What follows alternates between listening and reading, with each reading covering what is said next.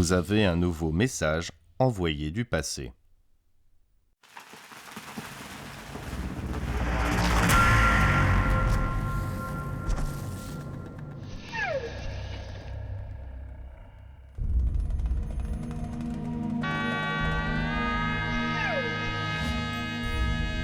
Voici un rhinocéros qui vient du Shanxi. Couvert de poussière, il s'ébroue. L'animal regarde droit devant lui. Il a bu, mais voilà qu'il a retrouvé sa lucidité. C'est un zun, à savoir un vase à vin. Son postérieur est proéminent et sa queue forme un crochet.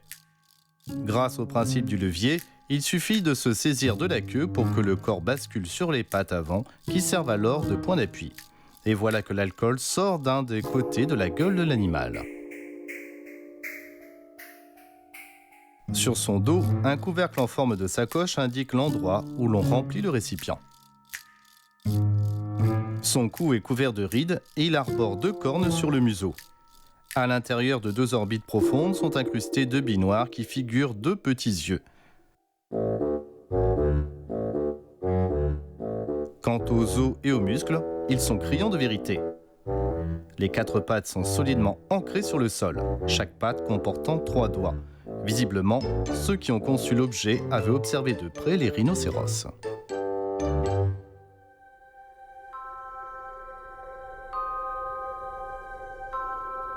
Pour ce qui est des motifs d'or et d'argent, ils rappellent les formes nuageuses issues de la brume des forêts humides.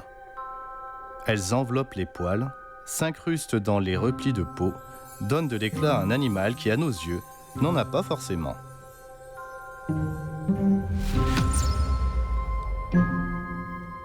Ces magnifiques motifs ont été ciselés au burin sur toute la surface du bronze avant d'être incrustés d'or et d'argent et d'être frottés avec une pierre à polir.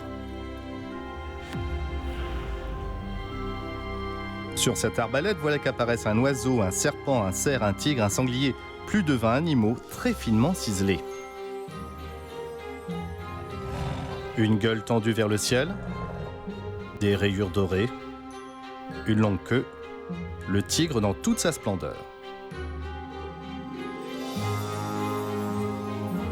Un art complexe couplé à un matériau indestructible. Nous sommes devant le plus bel exemple de l'alliance entre l'homme et la nature.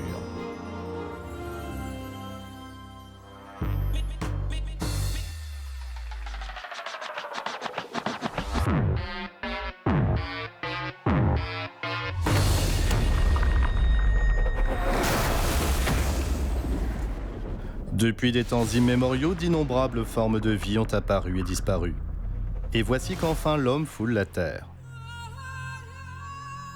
L'art pictural et le modelage animalier sont presque aussi anciens que l'humanité.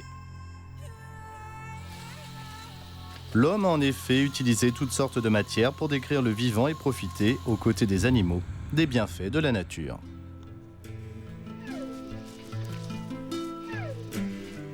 Il y a plus de 3 millénaires, les rhinocéros étaient présents aux 4 coins de la Chine. On peut penser qu'à l'époque, l'hémisphère nord jouissait d'un climat chaud, humide et que la végétation y était luxuriante. Les inscriptions sur os nous montrent que le roi de la dynastie Shang avait chassé un jour un rhinocéros.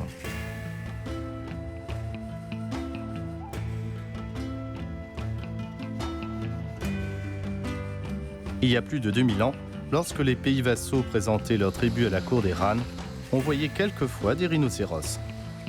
L'espèce en question est aujourd'hui connue sous le nom de rhinocéros de Sumatra et se caractérise par une petite taille et par une faible combativité à défendre son territoire.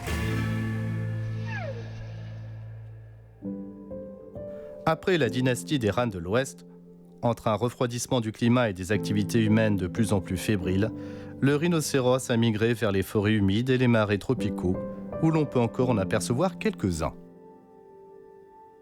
Le rhinocéros de bronze a fini par remplacer l'animal de chair et d'os.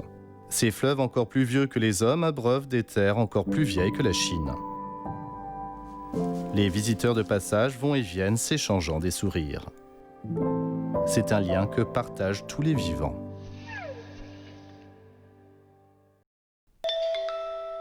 De nouveaux messages du passé attendent d'être lus.